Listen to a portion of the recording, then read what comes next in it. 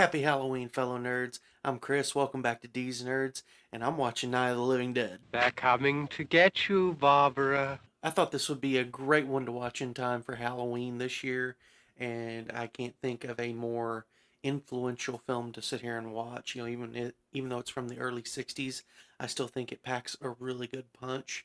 And I think it's very rare that you can come across a movie that you can point to and go, okay, this kickstarted an entire genre of films. Night of the Living Dead definitely falls in that category. Without this film, the modern day zombie as we know it would not exist. And this is one of my favorite, especially older horror films. I absolutely adore this picture. What Romero was going, especially the real independent, really getting in there and making it happen kind of function of the story here is really fascinating, and the product is just absolutely spectacular.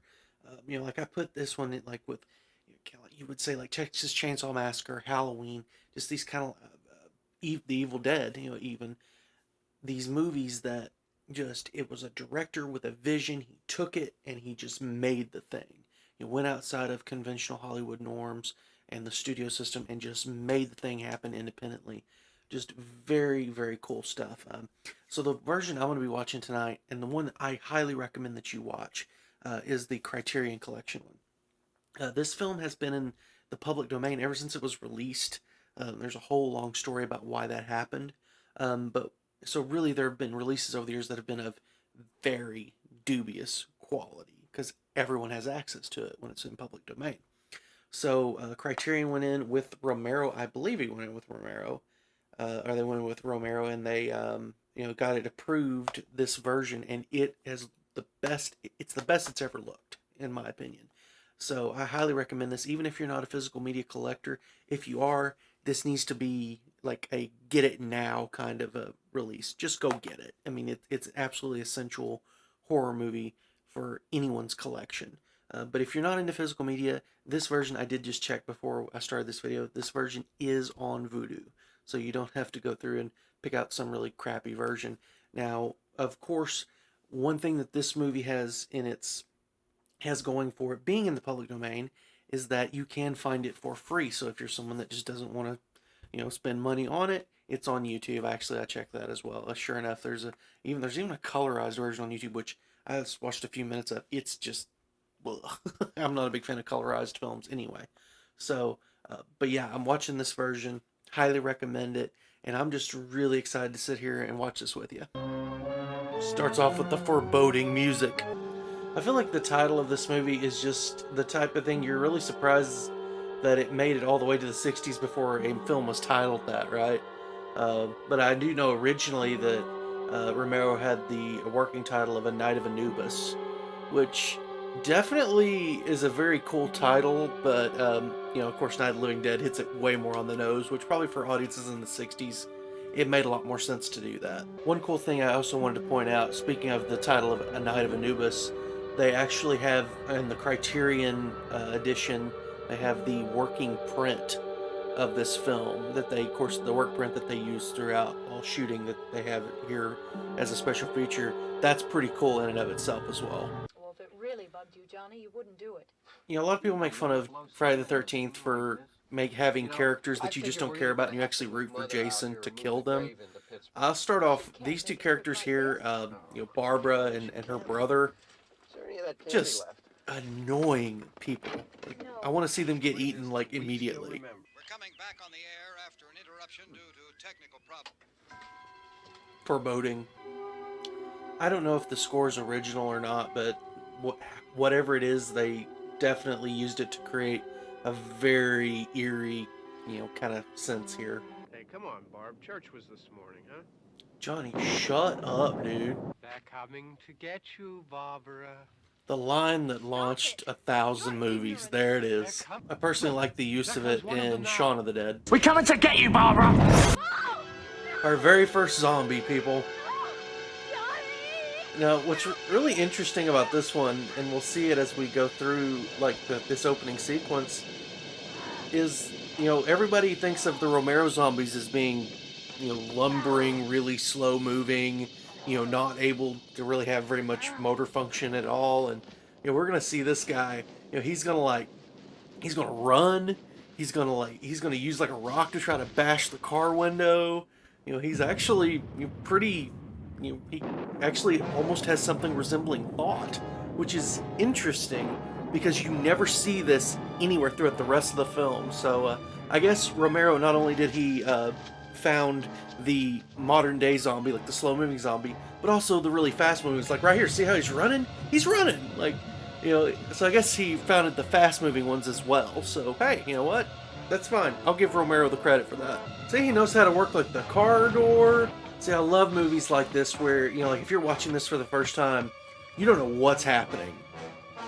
I mean, now, modern day audiences, probably you have a decent idea because you're used to zombie movies.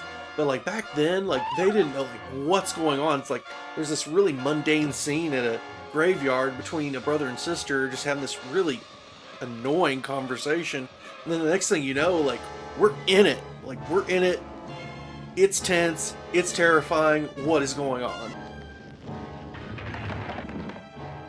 Dang, that's a lot of damage for going like no miles an hour. I kind of wish black and white was still a thing. I know the Lighthouse came out here a while back that was in black and white, but there's just something about black and white that can really be very eerie and very creepy. Taxidermy! I'm not gonna lie, how she's acting right now, anytime someone knocks on my door, I pretty much react the exact same way. I'm like hunting windows, like, the edges of curtains, like, who's there? I'm not gonna answer the door if I don't know them. Forget them. Boy, it turned to night like that. Oh! Oh, man.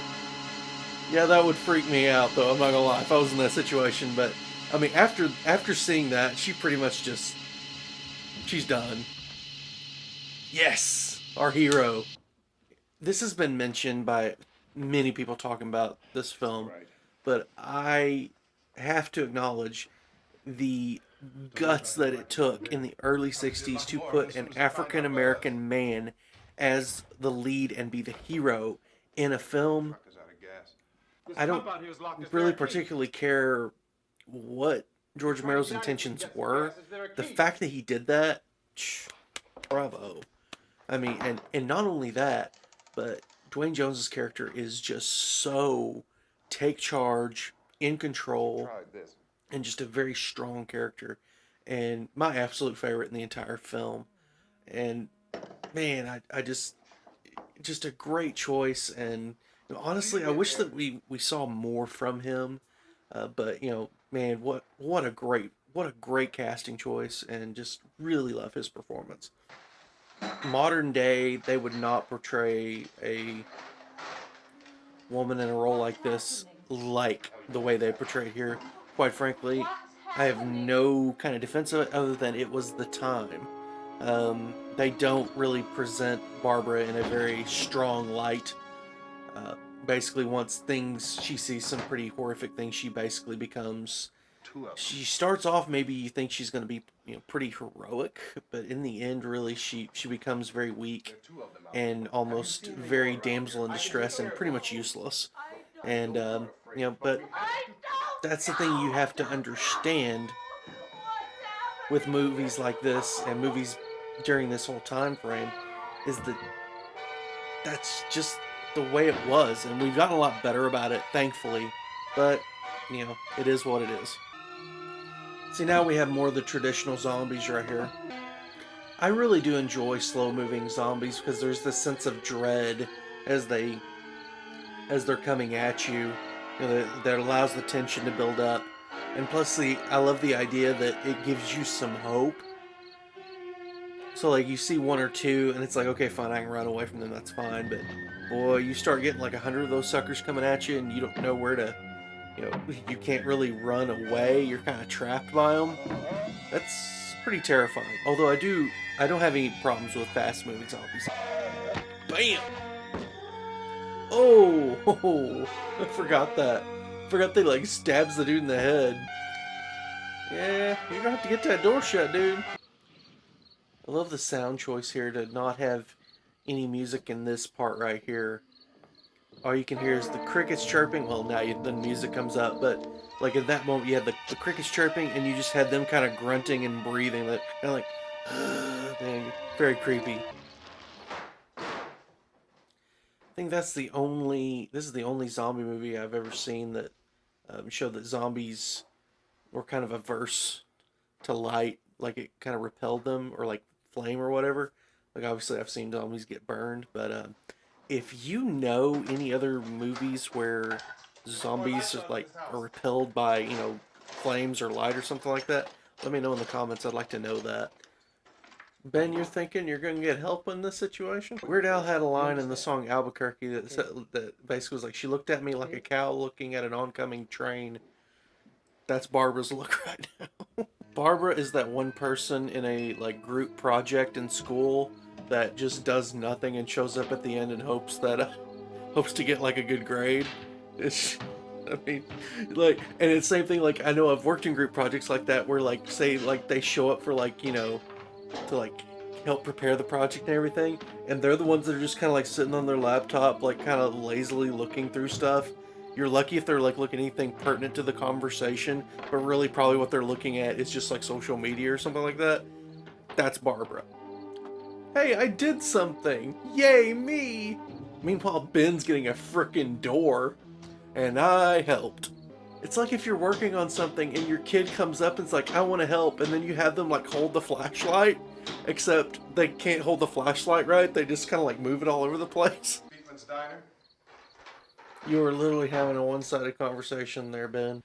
She Slowly. literally sounds like Johnny kept teasing like a me and saying, 9-year-old trying to tell "He's you a got story. him. Please, don't you hear me? We've got to go out and get him. Right after you. I wouldn't go out there.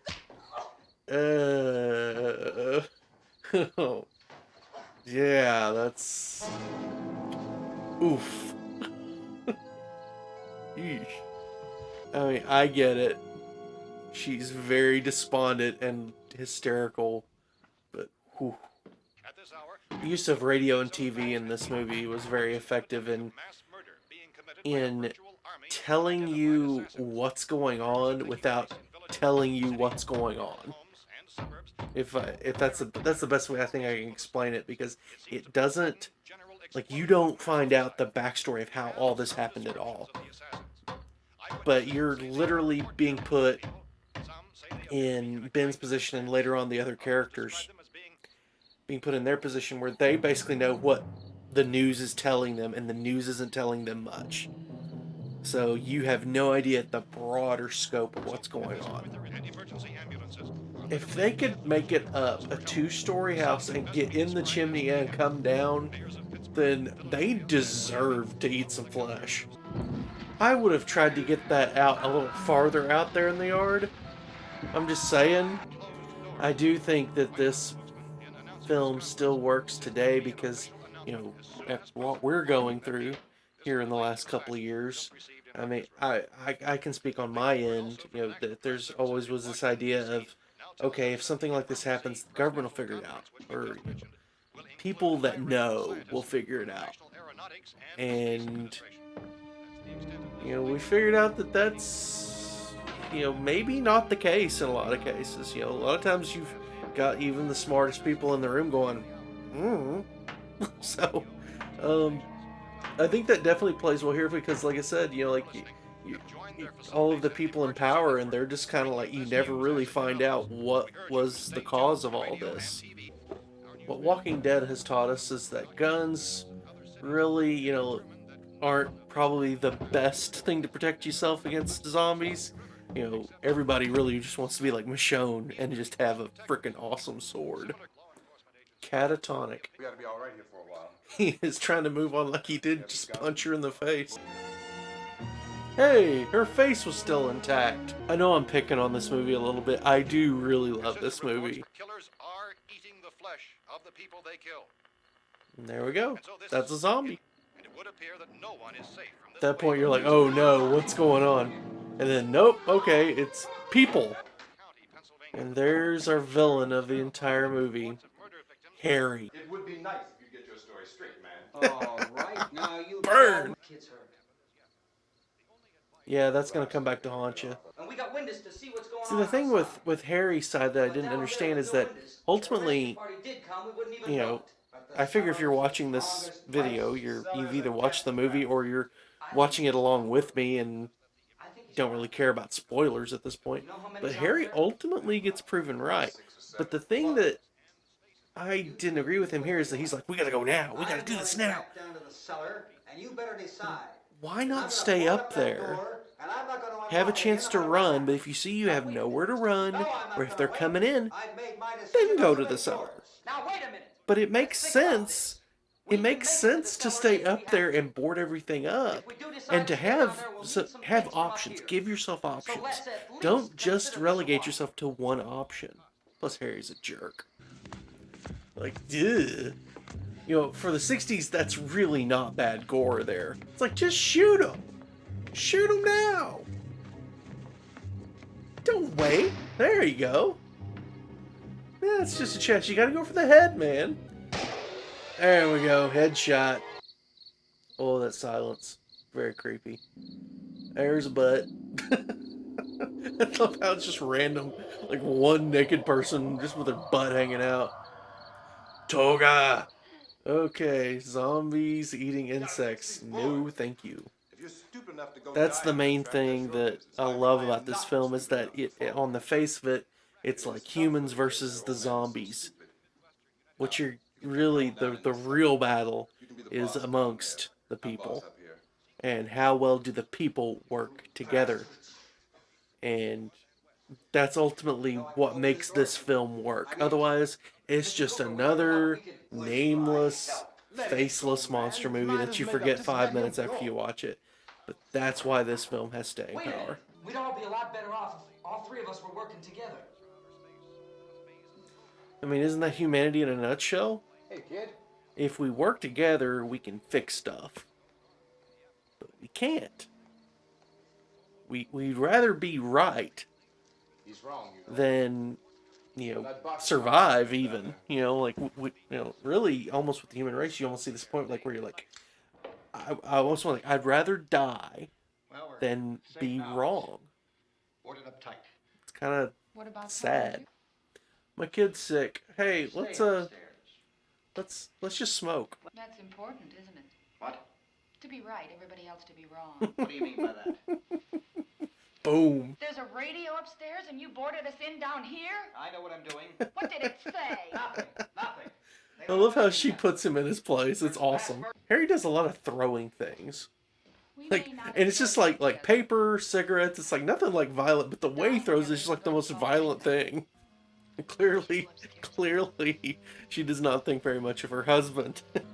I've ragged on Barbara quite a bit here, but I think it is interesting to kind of note that, and I don't think this is a male female conversation. I think this is just with any person at all.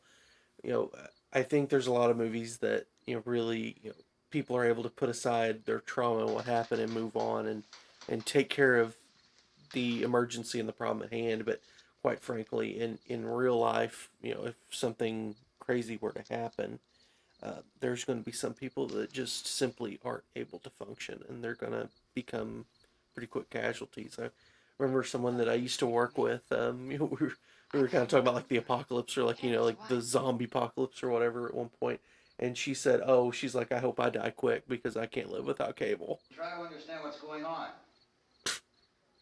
I don't want anyone's life on my hands. What a jerk! That's the space vehicle which It's like, again, like they're bringing up things from outer space with these probes coming back from Venus, and there's all these explanations, but they never tell you what actually caused it. That, I think, is one of the really genius things. It's kind of like, you remove, or you keep the mystique of the monster. And I would say that's about like, like Heath Ledger's Joker, anywhere like where they do that. It's just really the best way, I think, to go about it. That mystique behind what happened, I think, really adds to it. You're it then. You and I'll go. As far as plans go, it's not terrible. But what we're going to find out is that We'll put the whatever lumber we execution find is behind the just cellar door. horrid. soon as we get to Willard. Honestly, I will say They the might most even be likable there. people in this whole movie are Tom and Judy. You know, Tom's capable and he's just trying to do the best he can, and Judy's just, she seems really sweet, and you know, it's just, I don't know, like you end up feeling really, really bad for them. It's like it's really a 50-50 shot. I mean, flip a coin. Do you stay there and, you know, try to fend them off, or do you try to get out? And I mean, with a pretty, I mean, it's a good plan, but you know, a lot has to go right. And you know, I understand the trepidation from all parties, and I think everybody makes good points. But you know, as with any plan, execution is key. Would you consider me a violent person if, like, I just one time I want to throw a Molotov cocktail? I don't want to, like, cause anything to burn down or anything, or commit wanton acts of violence. I just want to throw one and watch it explode. Is that weird? I'm going with him. And Judy makes the stupidest move here. At literally the 11th hour, she decides, oh, I'm going to go too. It's like, what are you doing? Like, it causes so much stuff to go wrong. It's like, drive! Like, that's the thing. Like, you know, the way that this looks, okay, they've got plenty of time. They're way off. They're walking real slow. But boy, like, it's amazing how that time is a lot shorter than you think it is. It's like, oh my gosh, like, he's like, he gets out and he's squirting it all over the truck. I mean, it's like, oh my gosh, what are you doing? Like, Tom, Judy, I like you both. You're the most likable people in this movie, but you were so incompetent in this moment. It's like the worst case scenario of what could happen. My jacket's caught. Of course her jacket's caught. And then, like, the worst case thing that could happen, the truck explodes. Like, what in the world? That was like the worst execution of a plan I've ever seen. Oh, Harry, you're being a jerk. Of course, we do the moment that we've all been kind of wanting to have happen, then BAM! Harry gets beat down. Like, all they had to do was unlock the door, and then they, you know, at least could have had that, plus, you know, the other door nailed to it. And then we get the first scene of flesh eating. And I will say, at least it's cooked. This is usually the part of zombie films that Michelle can't stand. Is the actual eating, and then, like, it feels like a trope of a lot of zombie movies is to, you know, show the ripping out of all the guts and stuff. Michelle's just like, done. Can't watch. Hands go up over the eyes. It's 10 minutes to 3. Thanks, Barbara. That was helpful. Bit her on the arm. Dun dun dun.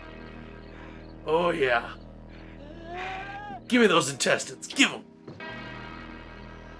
Oh boy. Nothing better than a bunch of rednecks with guns, huh? You want to get on the other side of the road over there? look how Chief McClellan here, like, is just so laid back about it. He's like, yeah, we killed 19 of them, blah, blah, blah. You know, he's just, it's almost like he's having a ball. Yeah, they're dead. They're all messed up. Well, in time, would you say you ought to be able to... They're dead, they're all messed up. Well, Great line. we don't... Now we're in Endgame. It's like, really, Harry? You're in this moment, you're gonna do that? What a coward. It's like, again, could be working together, but instead... I gotta admit, though, that is satisfying. Hey, we know that guy. And finally, Barbara, like, goes to life. Like, she comes to life at the very last second. And just in time to, you know, basically get killed. You know, these sound effects here, like the way that they did her screams, is very interesting. Well, she just keeps on stabbing, doesn't she? Hey, those gloves look familiar. It's Johnny! I just love a family reunion. Well, she wanted to get Johnny. Well, hello, little girl. I mean, yeah, Harry's proven right in that the cellar was the safest place, but it was only after everything went wrong, and that's like the last resort. It's like, hey, you get to shoot Harry again, that's fun. Yeah, you're gonna take her out too. Can you imagine being down there with all that happening above you? That would be absolutely terrifying. It's like, okay, we're getting towards the end, right? Like they've got the zombies on the run, and everything's going great, right? Hey, it's like, boy, I am so glad Ben made it. And this looks like this is gonna be a happy ending. Everything's gonna be okay. Everything's going well. Like he's gonna be saved by these guys. It's all good, right? Like, wait, what are they doing? Like, what? What? It's like, oh my gosh, I can't believe that they ended it that way, you know what I mean? Like, the fact that they put Ben through all that and had him survive all that only to get taken out and be mistaken for a zombie. And then what they do here with the still images here where they just basically, they're using the hooks to, just carry him and put him on the bonfire. It's just such a gut punch ending, and I am all the way here for it. I think it's one of the most amazing endings to a horror film that I've ever seen, and really, truthfully, that's what is the final cherry on top of the icing on the cake. Whatever you want to talk about, that's the thing that finally makes this film like a bona fide classic, legendary horror film, and man, it's such a great film, and it's just a pure classic in every sense of the imagination, and everything from just the concept, and the concept was so revolutionary, really, and this is one that I love to come back to every, pretty much every Halloween season. It's a must-watch kind of film, and especially with the Criterion version, it's just really great picture quality and everything there. So, but one thing too that I wanted to discuss as the film is ending is that also, if you're interested in a little bit more of the story of how the movie came about and how the movie, like the making of the movie and kind of everything that happened afterwards. There's this book here, and honestly, it's been a few years since I read it. I really need to reread it again because it's really, really good. Night of the Living Dead: Behind the Scenes of the Most Terrifying Zombie Movie Ever.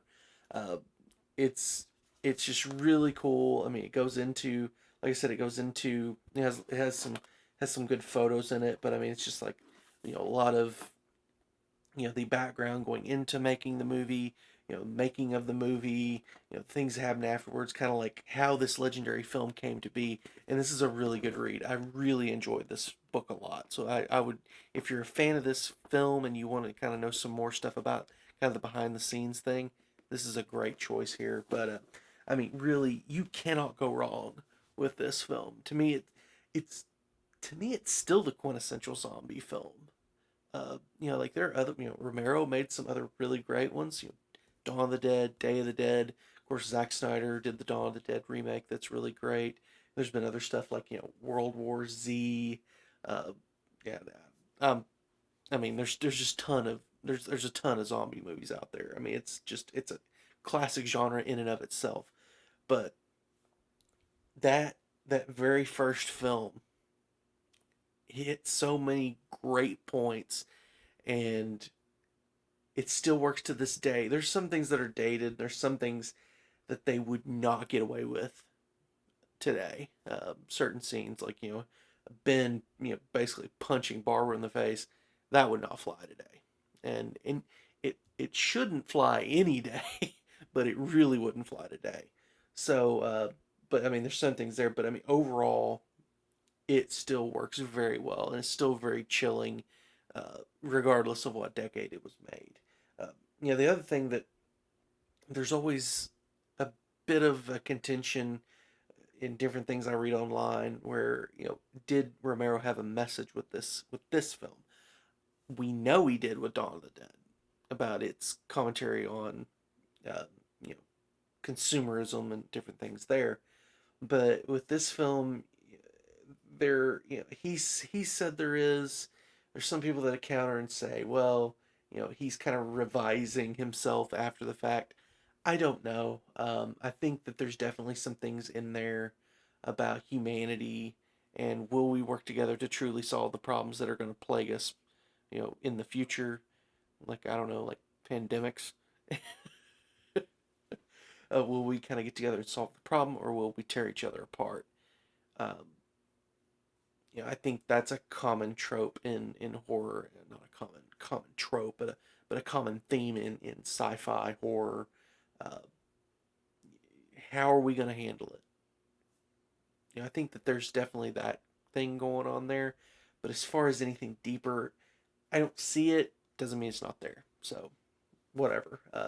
That that's good enough for me. That's deep enough for me. But guys, I would love to know your thoughts on Night of the Living Dead. Would love to know your thoughts on my opinions on it as well. Please let me know in the comments as well. If you like what we're doing here at Dees Nerds, please subscribe to the channel, hit the bell icon so you know whenever new videos coming out. Also, we are on Twitter, Instagram, and Facebook. So if you're missing us in between videos, we do post there pretty much daily. And we also have merch. So if you'll click on the link down in the description, take you to our store, and anything you buy there just supports the channel, and we would greatly appreciate that. So hey guys, until next time, happy Halloween. This is Chris with Dees Nerds. You guys have a great safe rest of the day. Bye.